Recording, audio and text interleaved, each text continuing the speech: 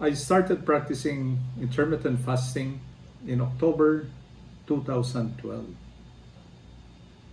Now, the question is, what triggered it? How did I get into intermittent fasting? In September 2012, I was prescribed medication for hypertension, for diabetes, for cholesterol, high cholesterol, and for GERD. For those who are not very familiar what GERD is gastroesophageal reflux disease. Or in layman's language, yan yung hyperacidity, no? Yung nangangasim, yung sikmura. At yung asim, napapasuka ka dahil yung asim ay umaabot sa lalamunan. Okay. Now, I asked my doctor, for how long will I take this medication? 1 month? 2 months?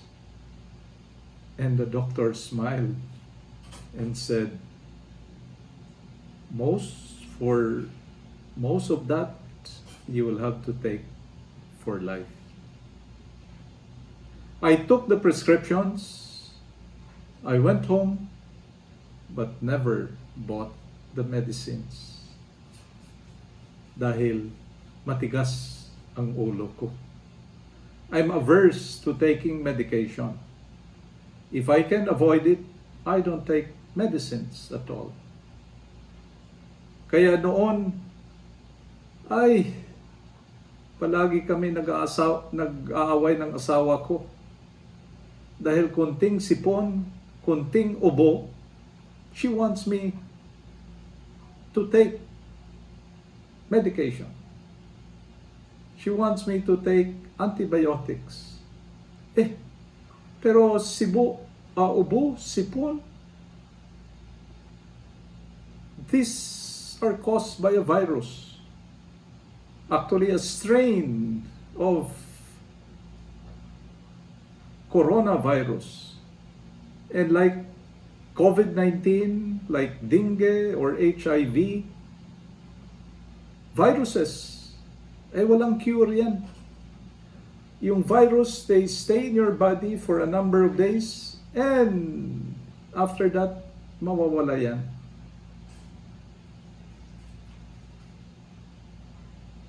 So then, what I did, I started reading. And one of the first things that I ran into was calorie restriction.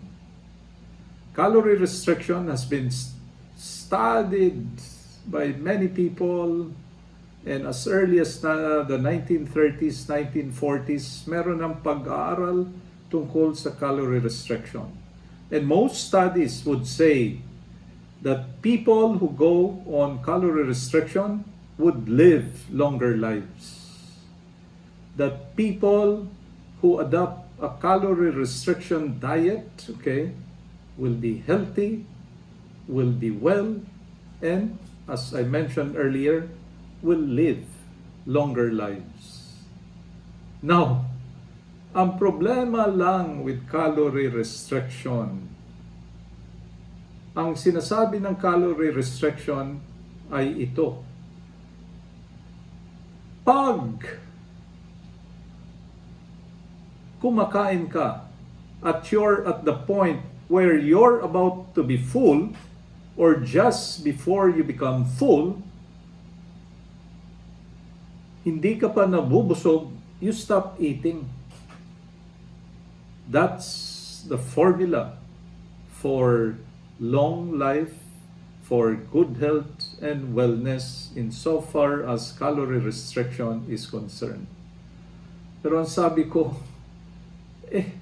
kalokohan. I love to eat. I enjoy eating. Ngayon, bago ka pa mabusog, you stop eating? Di kalokohan. How can you enjoy your food now? So then, I never tried calorie restriction.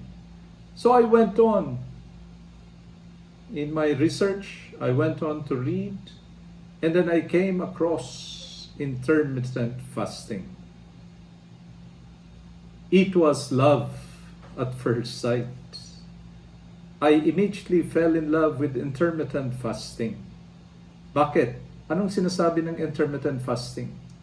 With intermittent fasting, there's hardly any restriction at all. With intermittent fasting, you can still eat any type of food, and you can still eat any amount of food. The only restriction with intermittent fasting is you have to fast for at least 16 hours each day. For at least 16 hours, you deprive yourself of food. But after the 16 hours, fiesta. You can eat to the max. And so that is why ang sinasabi natin with intermittent fasting is there's a period of fasting and there's a period of feasting. Okay?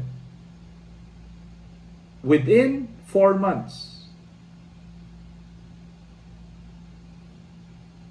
my triglycerides level normalized. Within 4 months, my weight dropped from 200 pounds to 178 pounds. Within 4 months, my AST, ALT, or SGPT, SGOT, so these are indicators for fatty liver, nag-normalize rin. And then soon after, my BP normalized. Soon after, my blood sugar normalized. And soon after, my GERD disappeared. And so that is why I'm a firm believer sa intermittent fasting. And that is why I have made it a personal crusade to spread to as many people as possible the good news of intermittent fasting. Dahil hindi lang sa nakakadulot ito ng kabutihan sa kalusugan and as well as to our life, wala pang gastos. At hindi lang sa walang gastos, ay makakasave ka pa because hindi ka nakakain. And so that is why as well, we call it the poor man's way to good health and wellness. Because intermittent fasting gives access to both rich and poor alike to good health and wellness. Even yung walang pera, even yung mahihirap, become healthy, become well without having to spend a fortune. Because with intermittent fasting, you don't spend on anything. And so that is why, let's give it a try. Subukan natin. Perhaps it will not work for everyone, but I can assure you, I can guarantee you, it will work for most people. And for those who have realized already what good intermittent fasting can provide to our health, to our life, let's share the good news of intermittent fasting to as many people as possible. And let's share this video to as many people as possible. Thank you.